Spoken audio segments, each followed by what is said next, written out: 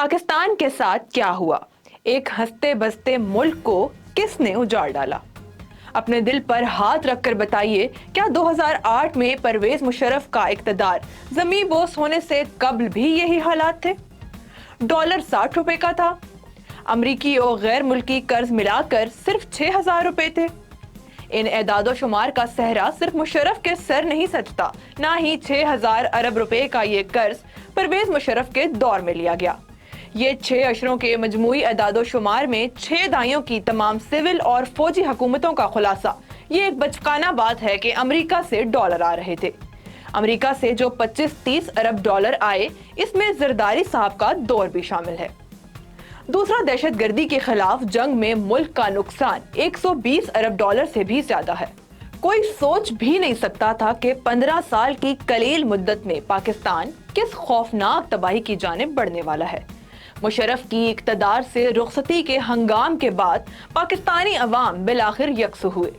Civil बालादस्ती के इस जज्बे से सरशार 21वीं सदी के इस दौर में फौजी इक़्तिदार किसी मुल्क को ज़ेबा नहीं। मरी में नून लीग और पीपल्स पार्टी के मुश्तरका इजलास में जश्न मनाया जा रहा था। आज महसूस होता है कि वो जश्न तरब नहीं बल्कि कोहराम था। एक जरदारी सब पे भारी का इक़्तिदार मुल्क की कर्जों में 8,000 अरब रुपए का इजाफा कर गया। सालाना तरक्की की शरह 2% थी। शेर अपने 5 साल मुकम्मल करके लौटा तो 16,000 अरब रुपए का होशरुबा इजाफा कर चुका था। इन 5 बरसों में शायद खाकान अब्बासी की हुकूमत भी शामिल है। वो मुल्क के कामयाब तरीन कारोबारी लोगों में से एक और सबसे ज्यादा टैक्स अदा करने वाले अरकान असम्बली में शामिल हैं। आसिफ अली जरदारी और शरीफ बरादरान समेत सारी मुल्की इशराफिया शुगर मिल में चलाती रही। किसी एक लीडर का कोई एक कारोबार भी घाटे में नहीं, बिलफर्ज किसी प्रोजेक्ट में नुकसान हो भी जाए तो फिलफौर इसे खत्म या किसी दूसरे मंसूबे में बदल दिया जाता है। इसके बावजूद रेलवे, PIA और स्टील मिल समेत मुल्क का कोई एक भी बड़ा इदारा मुसलसल नुकसान से बाहर नहीं निकल सका। आखिर क्यों? फिर इमरान खान आए। वो जाती तौर पर कारोबारी आदमी नहीं, अगरचे शौकत खानम जैसे अस्पताल और नमल जैसे इदारों के बानी हैं। दुनिया देख रखी है, इनके साथ जहांगीर तरीन और अब्दुल अलीम खान जैसे मायानाज कारोबारी लोग थे। खान साहब का कहना यह था कि इक़्तिदार में आने के बाद मुझे अगर कर्ज लेना पड़ा तो मैं खुदकुशी कर लूंगा। इतना बड़ा दावा तो वही शख्स कर सकता है जिसके पास मईशत ठीक करने का मुकम्मल मंसूबा हो, और वो भी कर्ज लिए बगैर। खान साहब के दौर में कर्जों में 20,000 अरब रुपए का इजाफा हुआ। लोग ये कहते हैं कि पुराने कर्जे वापस करने के लिए नए कर्ज लिए गए। एक शख्स अगर नए 100 रुपए लेकर पुराने 100 रुपए अदा करे तो मजमूई कर्ज इतना ही रहना चाहिए। इन 3 अदवार और अब PDM के चौथे दौर में डॉलर की कीमत में 170 रुपए का इजाफा हुआ। इसके नतीजे में पेट्रोल की कीमत खौफनाक हद तक बढ़ गई है। पेट्रोल महंगा होने का मतलब है मईशत की तबाही।